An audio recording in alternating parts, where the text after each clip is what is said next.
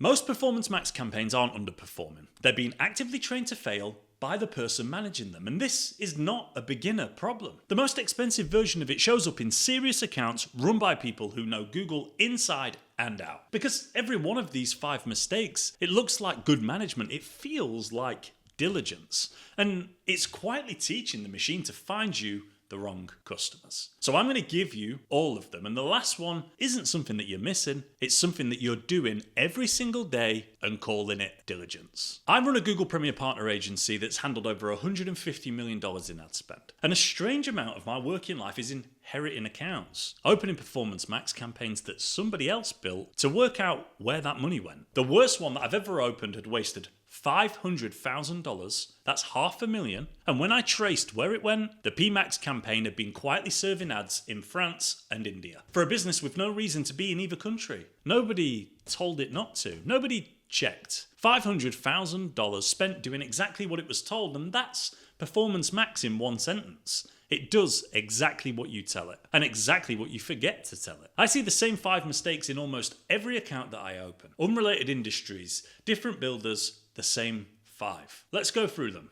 Mistake 1 is running lead generation Performance Max campaigns without offline conversion tracking. Open your conversion settings now and look at what the campaign is optimizing towards. If the answer is form fills, submissions, signups, raw leads, I can tell you exactly what Google is doing with your money. It's finding you people who like filling in forms. Not buyers, form fillers. Because Performance Max doesn't optimize toward what you meant, it optimizes towards what you measured. Tell it a form fill is a win and it will scour the internet for humans most likely to fill in a form. The freebie hunters, the tire kickers, the bots that slip through. And it will get brilliantly expensive at going and finding them. The fix is offline conversion tracking. Feed the machine what happened after the form. Whether this be a direct integration with HubSpot or whether this be actual offline uploads, you'll be able to see which leads picked up the phone, which calls became proposals, which proposals became revenue, and push that back into Google Ads. And the machine stops hunting form fillers and starts hunting buyers. The same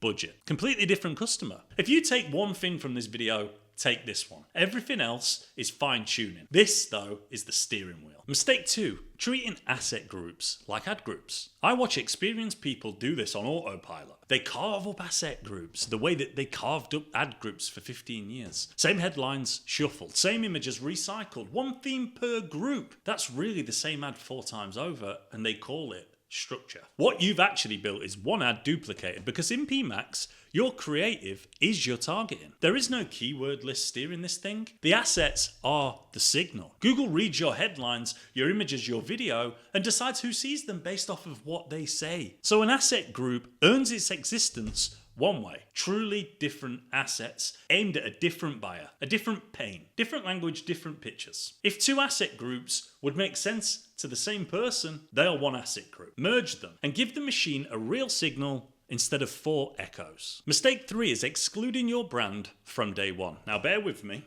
that sounds like discipline, right?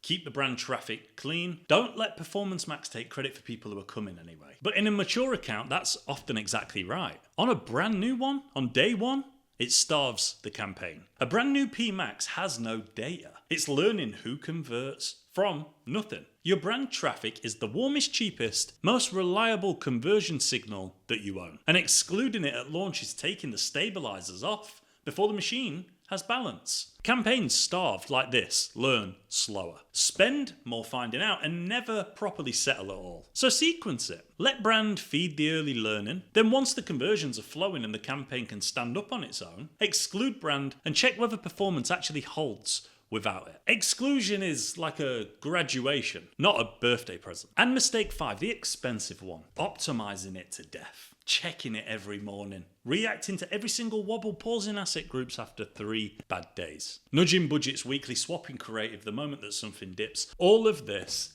it looks like diligence and it feels like management, and it is the single most expensive habit inside of Performance Max, because this machine, it learns in weeks and months, not days, and every significant change, it resets part of that learning. If you touch it daily, it lives in a permanent state of first week. Always learning, never learned. You're not optimizing it. You're interrupting. So here's the reframe that changes everything about this. Your job is not steering. The machine steers. Your job is inputs. better creative in, better conversion data in, better feed in. Then get out of the way and let it drive. The thresholds I hold to myself: no judgment on any asset group before 100 clicks. No structural change before 50 conversions or 30 days, whichever comes second. Write yours down, because at 9 in the morning staring at a red number, honestly, you will not remember them. The exact figures matter less than having figures agreed in advance that stop your hands from moving. That's the real skill in Performance Max.